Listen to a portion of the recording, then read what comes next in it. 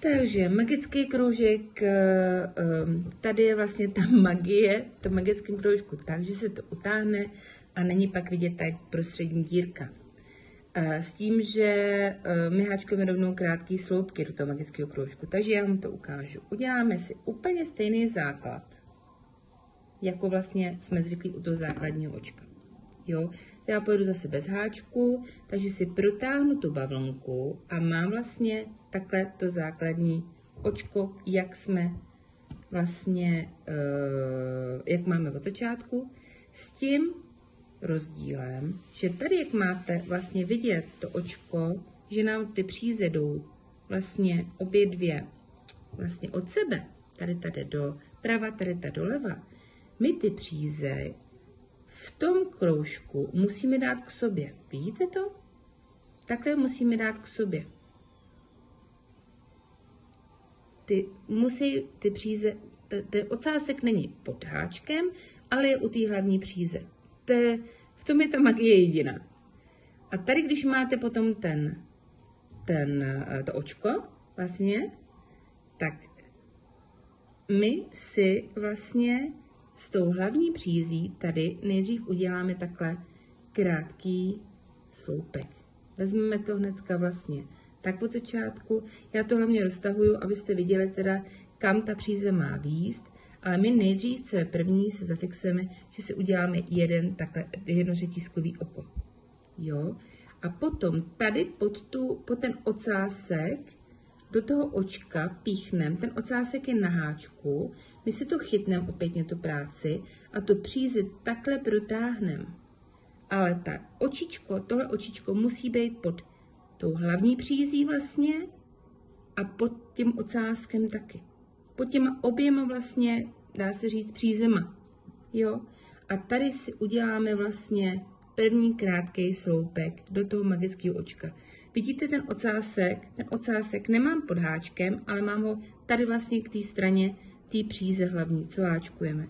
A vlastně už se nám ty dva spojily a my prakticky dáváme, nebo tím háčkem jdeme dovnitř do toho očička pod těma dvoma přízema. Musíme se to držet, furt si to holky musíme držet, aby nám to prostě, já vám ukážu potom, co nám to bude dělat, když to nedržím. A zase opětně, máme dvě očička a obě dvě takhle propleteme, proháčkujeme. Jo, já jdu tím háčkem úplně doleva, abyste něco viděli.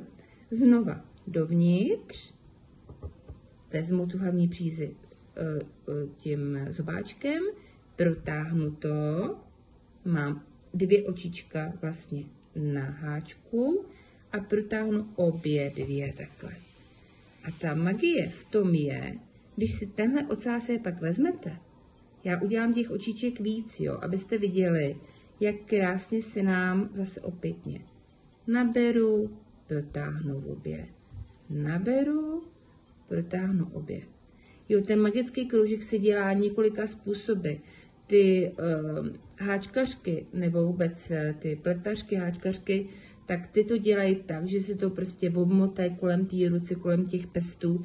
Mně to přijde strašně zmatečný. Jo, já jsem to dřív taky nechápala, holky. Fakt jsem to nechápala.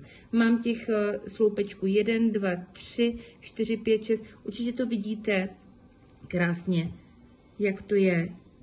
Je to 1, 2, 3, 4, 5, 6, 7, 8. 8 krátkých sloupků tady mám. A teď vám ukážu tu magii.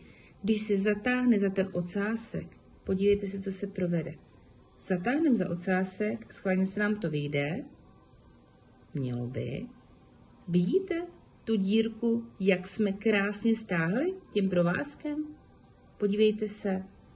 A v tom je ta magie, že my tam tu díru nemáme velikou a my si ji můžeme stáhnout.